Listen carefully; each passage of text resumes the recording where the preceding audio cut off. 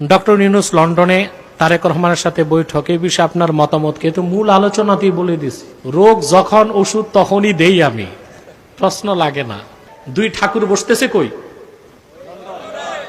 তাতে বোঝা যায় আমাদের দেশের রাজনীতির নিয়ন্ত্রণ আমাদের হাতে না ওদের হাতে।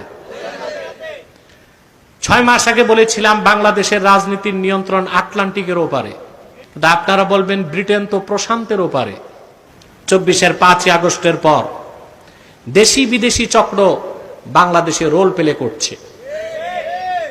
বাংলাদেশে কি রকম বাংলাদেশ করবে, বাংলাদেশ কি রকম হবে এই সিদ্ধান্ত নেবে বাংলাদেশের মানুষ।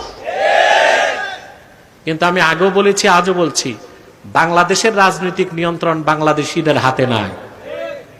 দেখেন এখন বৈঠক হচ্ছে লন্ডন, কোথায়? আগামীকাল। কে কে বসবে? হেড টু হেড আপনারা জানেন। তাহলে বোঝা যাচ্ছে বাংলাদেশের পলিটিক্যাল ক্রাইসিস, রাজনৈতিক সংকটের সমাধান এই দেশের লোক করবে না।